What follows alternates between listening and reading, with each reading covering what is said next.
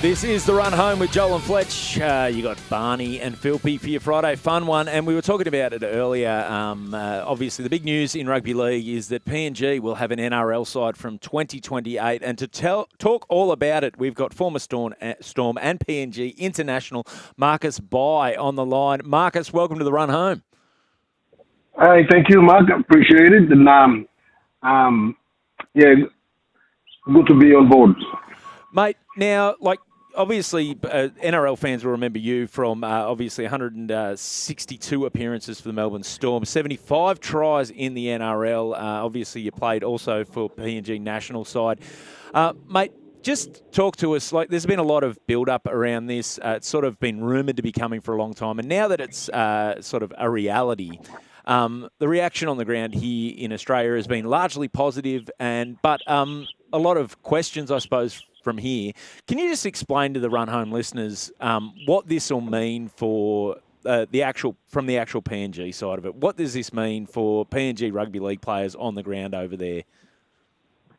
Yeah, look, it's a massive news for us, obviously, and obviously a lot of people, rugby league is the number one sport up there in Papua New Guinea, in the country, and a lot of kids everywhere, every afternoon play rugby on the weekends, etc. And the conversation on a Monday or when the NRL is on, every week within the NRL season, the conversation is about rugby league, and you can't go into any office in Mosby or anywhere around the country, not talk about rugby league. So rugby league get us together, bring us together, despite whatever it is in our country. Look, it is another bridge that the government has built for us and for our kids, for our youth. We have the Hunters about, say, 10 years ago, 2012, 13, and again 2028. For the NRL bid, and everyone will be asking, are they going to be competitive? We'll give it a go. We have 10 to 15 million people there, and the great thing about it is, whoever the 30-man squad who will be playing for our country, they're not just playing for the careers, but they're playing for the whole nation of 10 to 15 million, and we are mad. You can name it all. We are crazy. We are everything about rugby league. So, I'm super excited about our country and about our leaders and the two prime ministers making this deal yesterday. I was there with the ministers and the governors and a lot of the big companies that all they talk about is how they're gonna help the PNG team and moving forward and where they're gonna live and all sorts of things that everyone's come up with, and as well the girlfriends and the partners or the wives of the whoever from Australia, New Zealand, England, our Polynesian brothers and Melanesian brothers over there with Fiji. They're coming over to help us out and have the opportunity to play in NRL and come and help us. We'll grab them and invite them to our country, and whatever they give in, that will be they'll be superstars in our country. And the 30-man squad coming into it's gonna be crazy. I mean, just looking at it now, dreaming about, say, 27 years ago in Melbourne when we started in the first home game against North Sydney Bears. This is the whole country. This is 10 to 15 million, maybe even more. They'll be all coming down to Mosby for that whole week. It will be a mad week. And we're really looking forward to it. To be honest, it is. Whoever hasn't been to Mosby that week, it will be the week that you come and see what we bring to Australia, the National Rugby League, and what we bring to the world. Despite whatever the result is, the support will be there, and there's a lot of companies out there talking about, behind supporting behind the boys and whoever that comes in that to help us. And we're everyone in the country is super excited, and as you know, a lot of people asking questions already, and we are 3 years away. So we put all our faith in our leaders, that was going to Andrew Hill and the chairman, that they will obviously there'll be a new board of management to be able to manage our franchise, and we open our arms to them, and we will support them and support the support staff, and not only the coaching staff and the players who come in. Marcus, I love your passion, and clearly you're excited for this as well. But I'd love to know the first time you found out that this was going ahead, and how you found out, and then just if you could just describe the pure excitement from the very first time you found out that this was official. Well, I flew in on Saturday for the mining conference. Obviously, I work with K92 Mining in Papua New Guinea since 2021, and I had the Prime Minister's office called me. The booth was beside us, and they called me and told me that when are you flying back? And I said Wednesday, and they said no. You have to talk to your CEO that you might fly back on either Thursday afternoon or Friday. I said, what's happening? And they said to me, there will be the NRL news. And I said, yeah, I heard about this, but are we going ahead?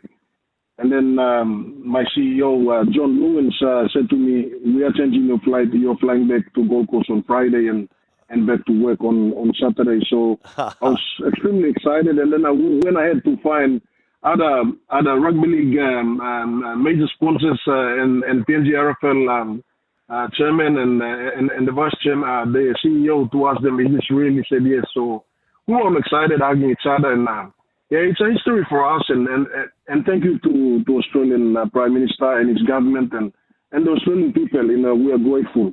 We are grateful for what they've given us, and our youths. What they're going to bring to our youth is it's going to take us a time to be able to. It's not going to be easy.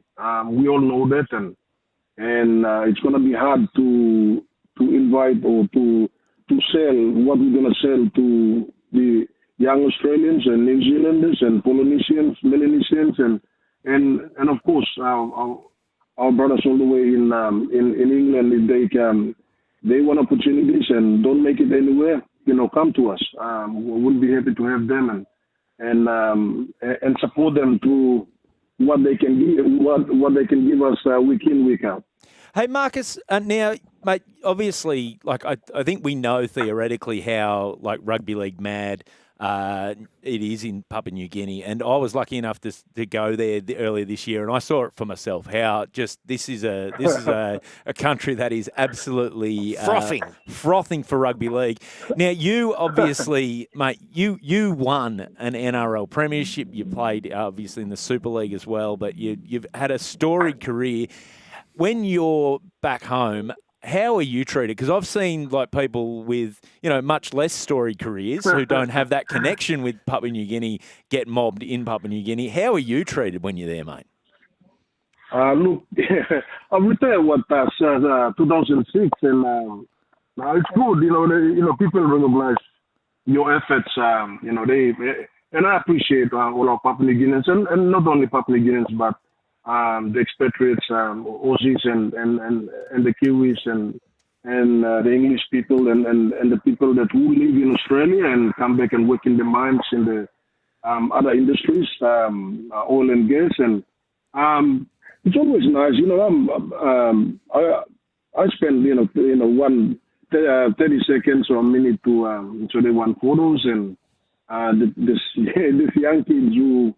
They may be 15, and I said they haven't even watched the game that we played 16, 17 years ago. So, it's all on the YouTube and all that, as we all know. And look, I'm always grateful for the support that our Papua New Guineans and truly to be able to give it back to them is to stand for 30 seconds and take photos and talk to them about what I'm doing and my family here on the Gold Coast and what they're doing about rugby league at the school and etc. So it's it's hard thing. It's always difficult when I go back home because people recognize you, and you have to be you have to be on your best to be able to shake hands and take photos, and it's a bit sometimes when I'm frustrated from work and I stay within the campus because I work up at the Kainantu town.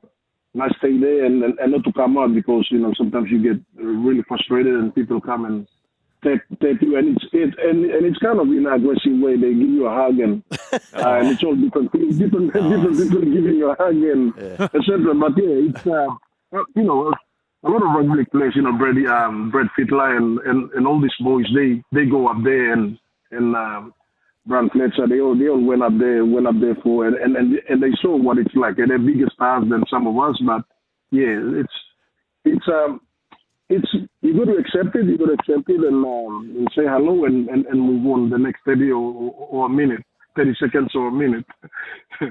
Marcus, we don't have a lot of time left, but let's fast forward to 2028.